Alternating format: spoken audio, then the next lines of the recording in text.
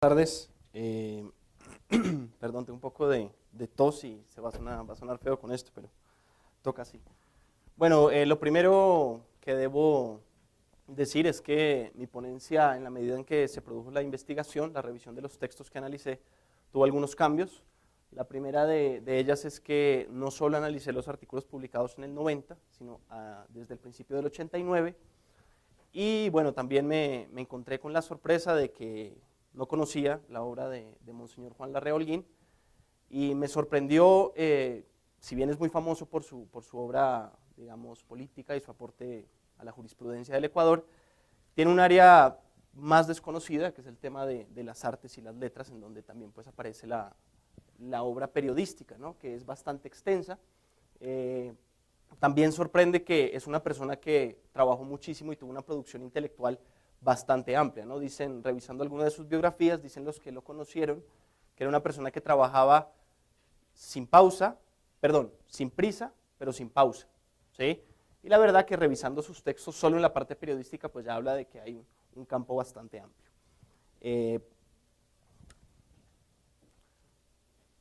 Bien, entonces un poco la propuesta que tengo con esta breve revisión de los textos, que es una primera entrada que seguramente requerirá a posteriori una profundización.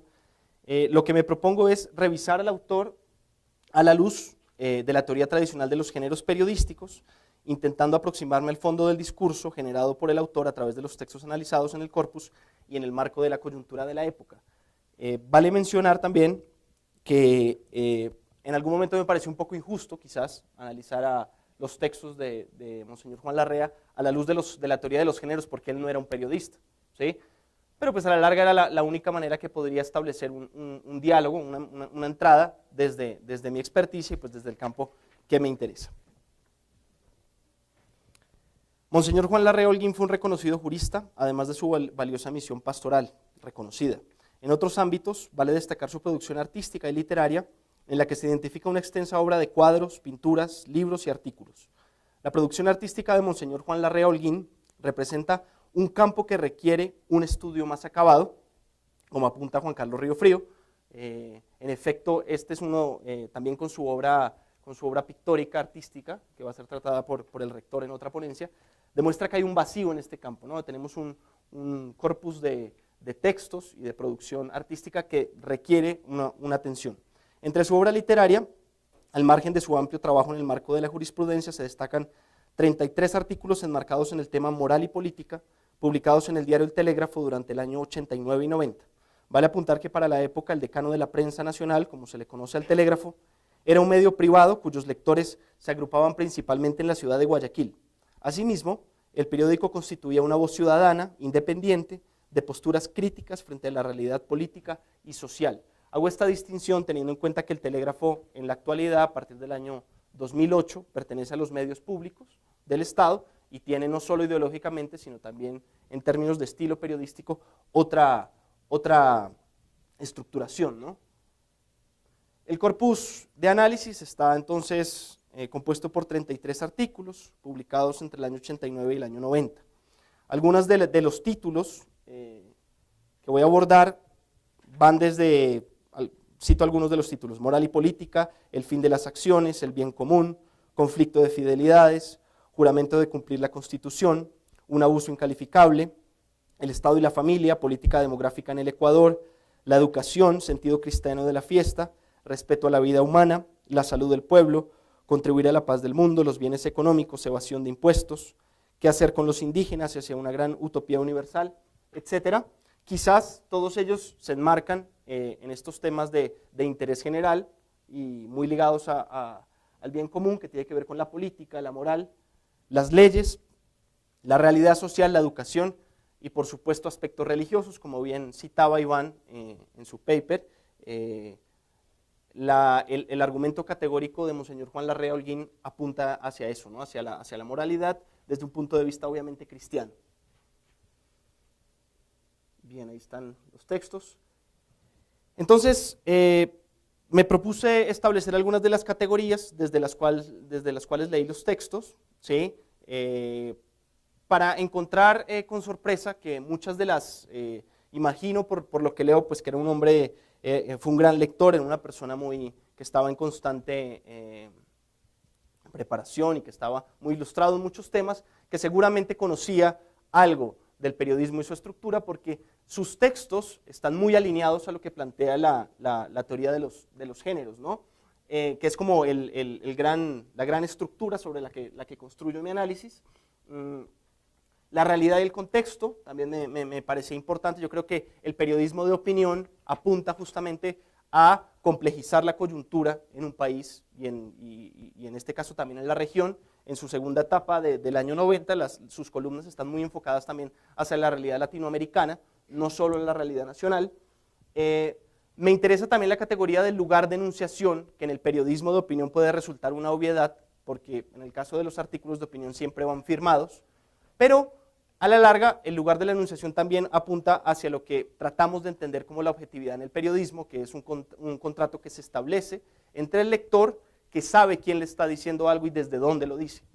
Y finalmente, parece una redundancia al hablar de periodismo, pero la función social es inseparable del periodismo y, pues en efecto, una persona desde el lugar desde el que hablaba, pues va a estar muy ligada a esta categoría de la función social. Bien, quizás la estructura más importante que utilizo es la teoría de la hibridación de géneros, de Javier Díaz Nossi, que sostiene, la pongo en diálogo un poco con la teoría que se elaboró en la Universidad de La Sabana, donde hice mi pregrado, y encuentro que son muy similares. Los géneros periodísticos están divididos en dos grandes grupos, en el caso de la categorización que hace Díaz Nossi, en tres grupos, pero fundamentalmente hay unos géneros informativos y unos géneros interpretativos. Por excelencia en los informativos, la noticia, que es lo que más hacen los diarios, lo que más hace la prensa, y en un segundo peldaño aparecen los géneros interpretativos, ¿sí? Ahí encontramos el reportaje, la crónica. Por otra parte, en los interpretativos, en efecto, sí hay lo que Stuart Hall va a denominar una interiorización del mundo, ¿cierto? El periodista relata desde el mundo, un cronista o alguien que hace reportajes o alguien que hace artículos de opinión, relata desde la primera persona, por lo tanto, hace parte de ese mundo. Bien, algunos de los elementos estilísticos en las columnas de Juan Larrea Holguín y que hacen parte de la teoría tradicional de los géneros, identifican entre ellos al estilo personal, que básicamente hace referencia al uso de las formas, al lenguaje, el estilo ad hoc, que apunta a la situación del redactor frente a determinada realidad, el estilo grupal o colectivo, que está condicionado por factores como la raza, el género, la profesión, la formación, el estilo contextual, representado por las características propias del lenguaje, asociadas a un contexto particular, el estilo funcional, que quizás es uno de los que más llama la atención en la obra de Juan Larrea Holguín, que está asociado a la misión social, que pretende posicionar al redactor mediante una postura frente a la realidad, y por último, el estilo del medio de comunicación, definido básicamente por las políticas ideológicas del medio y también por el manual de estilo y de redacción. Este estilo, el narrativo, es importante, lo conversábamos con Iván, pero quizás nos han puesto en este grupo de arte y literatura, porque a la larga los géneros interpretativos en el periodismo se nutren más de la literatura que de la realidad, o no sé si más o menos, pero se nutren también de la literatura, ¿sí? Entonces, creo que esas fronteras muchas veces se diluyen, ¿no?, en este tipo de géneros. Algunas de las características de la estructura propia del artículo, inicialmente había establecido el título de mi ponencia como el editorial en Juan Larrea Holguín, pero el editorial en efecto no lo escribe una persona en un medio de comunicación, sino que lo escriben varias personas o quizás una, pero representa la voz del medio y no la voz de la persona que firma la columna.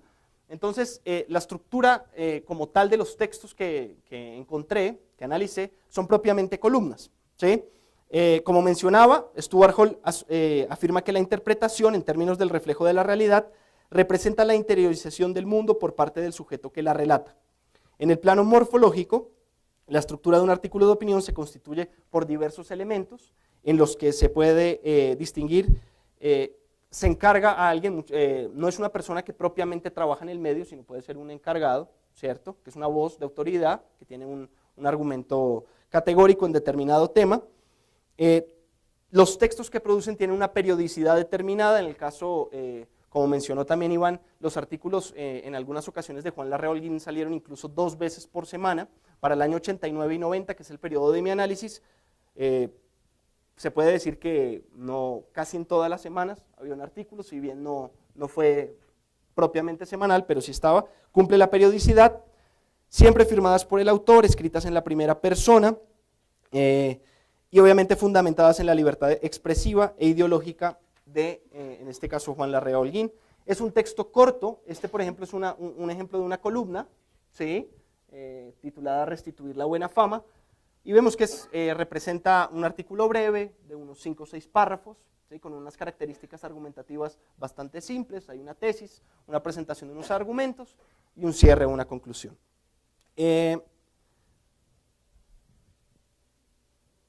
No, bueno, todavía no, pero bien. La extensión es moderada, de fácil lectura, tiene una ubicación y una periodicidad fija, y quizás asociado al gran bagaje cultural que tenía Monseñor Juan Larrea Holguín, se evidencia que hay una gran cultura, una gran capacidad de análisis, ¿sí?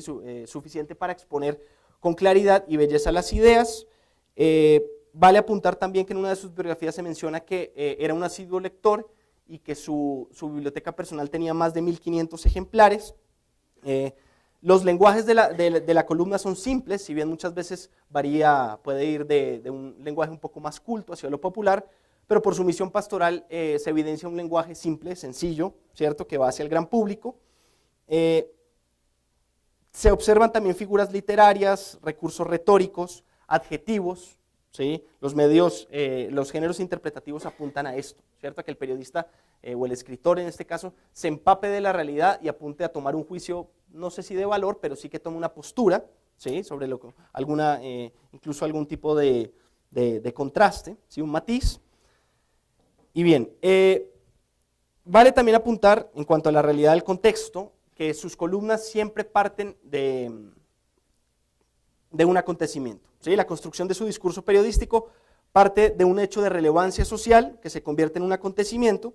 Tras este acontecimiento viene la interpretación que elabora el discurso periodístico, que a su vez pretende detonar un cambio social. Lo vamos a ver, por ejemplo, en una columna que tiene sobre los médicos, que le apunta, hace una crítica a la labor que hacen los médicos en el país, en Ecuador, en aquella época, y en una columna más adelante, posterior, evidencia que hubo un cambio, es decir, que su discurso detonó un cambio en ese acontecimiento inicial de la realidad social.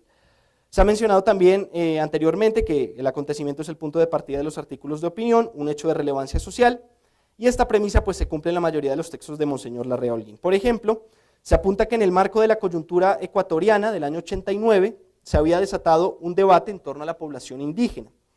En abril de aquel año se adjudicaron 6.000 hectáreas en las riberas del río Napo a nombre de las comunidades guaraníes. Producto de ello, se generaron protestas y levantamientos indígenas en la Sierra Norte y Centro, siendo quizás la más recordada la toma pacífica de la iglesia de Santo Domingo. Respondiendo a la coyuntura, Monseñor Larrea Holguín publica un artículo en el diario El Telégrafo titulado ¿Qué hacer con los indígenas?, uno de los que me llamó más la atención.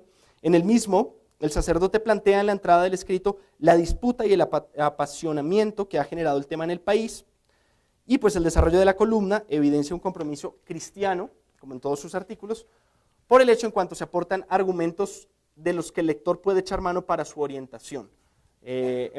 Algunos autores han mencionado que la función del periodismo, del buen periodismo, es hacer más libre la elección de los ciudadanos frente a determinados temas. Su postura, fiel a sus convicciones, no cae en la imposición, pero tampoco en el sesgo. Creo que esa es una buena frase que resume su trabajo. Ahí está la carta también del pastor a los comerciantes. Si se dan cuenta, esta me parece que, ahí está. Hace unas semanas, por estas mismas columnas, me dirigí a mis hermanos los médicos con una carta, tal vez enérgica en algún aspecto, y tuve la dicha de constatar una reacción cristianísima, sobre todo en algún caso muy concreto y también de suma trascendencia para bien de la sociedad guayaquileña. Esto confirma entonces lo que veníamos planteando. Hay un acontecimiento, hay un hecho social, viene la interpretación por parte de los medios a través de esta columna de opinión y detona un cambio, ¿sí? A eso apunta el periodismo en cierta medida. Bien, pasamos al lugar de la enunciación. Asumir a los géneros de opinión como la interpretación de las realidades humanas supone pensar que la relación entre el periodista y el mundo y sus hechos es estrecha. Esta concordancia le exige al periodista un compromiso con la realidad que relata y sobre la que opina, pues el periodismo es imposible pensarlo al margen de la empatía con el otro y sus realidades. No se puede perder de vista que el periodista trabaja con personas y realidades humanas, pues como anota Kapuczynski, los otros son los que nos dirigen, nos dan sus opiniones, interpretan para nosotros el mundo que intentamos comprender y describir.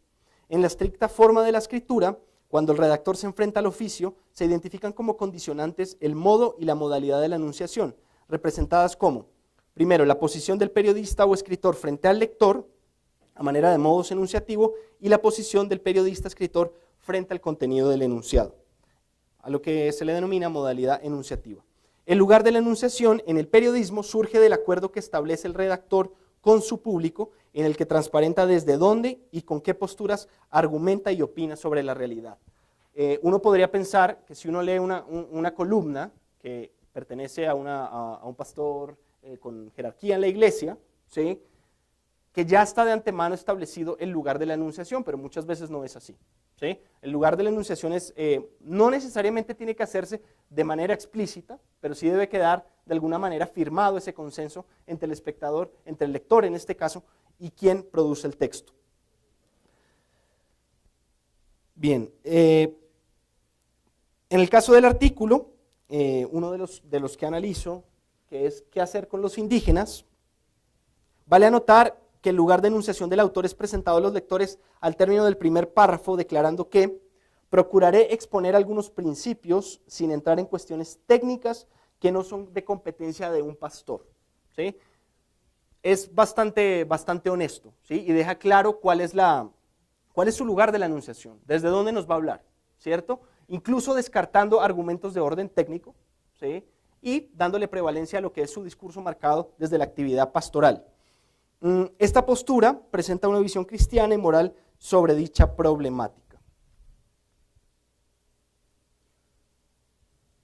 La función social en el periodismo. Gabriel García Márquez apuntaba que el periodismo debería buscar ser la voz de los sin voz. Desde esa misma vertiente, Silvia Cobo anota que el periodismo debe proporcionar al ciudadano las herramientas necesarias para interpretar la realidad, agregando que una ciudadanía mal informada nunca será libre y sin gente libre no hay democracia. La razón del periodismo es inseparable de su compromiso con la realidad social, siendo los periodistas y articulistas quienes interpretan la realidad social para que la gente pueda entenderla, adaptarse a ella y modificarla. Lorenzo Gomis consideraba el periodismo como un método sucesivo de interpretación de las realidades humanas, sucesivo en cuanto a los hechos, que tienen un curso, un inicio y un final. Para desgracia de la profesión, se suele identificar al periodista como el profesional de la información y poco más. Estas son entonces quizás los cuatro artículos más relevantes en términos de la función social, si bien la obra de Monseñor Larrea Holguín va a estar marcada por la doctrina social de la Iglesia y va a tener en efecto un tono bastante humano y que apunta justamente a resarcir este tipo de elementos. Esta, por ejemplo, me sorprendió, me llamó mucho la atención, titulada Justicia y Equidad en América. El párrafo que voy a leer a continuación no es el primero, ¿sí? Es más o menos el tercero de esta columna, y dice: no se puede condenar a una nación a vivir enclaustrada, lejos del mar y sin salida al comercio internacional por vías oceánicas, por haber sufrido unas derrotas militares en un momento de su historia. El caso de Bolivia clama al cielo y no podemos ver impávidos que la gran injusticia cometida con ese país perdure ilimitadamente. No cabe tener al Ecuador alejado del Amazonas, descubierto y evangelizado por sus hijos, por haber sufrido un revés frente a fuerzas armadas muy superiores. Este constituye otro de los problemas americanos que deben resolverse con sentido realista, con respeto de la justicia y mirando al porvenir de los pueblos que no toleran indefinidamente situaciones contrarias. En efecto, se puede observar primero que la diversidad temática hacia el año 90, en el final de sus columnas, fue de lo local hacia lo regional, como se puede observar, pues hay una clara alusión al caso boliviano, en su disputa por una salida al mar, en este caso con Chile, y en efecto también se observa que hay una serie de figuras retóricas que aportan o que pretenden de alguna manera contextualizarlo, en este caso en la realidad ecuatoriana. En efecto, también me parece que la columna tiene justamente esta virtud de aportar una visión, ¿sí? Sin necesariamente caer en la imposición, ¿no? Las columnas de opinión, en efecto, son inseparables de la persuasión, ¿sí? Nadie escribe una columna de opinión sin pretender persuadir a la audiencia o al lector, ¿sí? Pero esta persuasión debe hacerse en el marco de una argumentación que sea creíble o que al menos esté bien estructurada, tanto en argumentos que favorezcan una tesis o una idea y otros que la complejicen o la problematicen, ¿sí? Entonces creo que es un ejemplo de ese balance. Ya voy a terminar. Finalmente, las conclusiones. Las conclusiones las voy a hacer sobre dos cuadros de Monseñor Larrea Holguín, como preámbulo de lo que será la conferencia después del rector en torno a su actividad pictórica.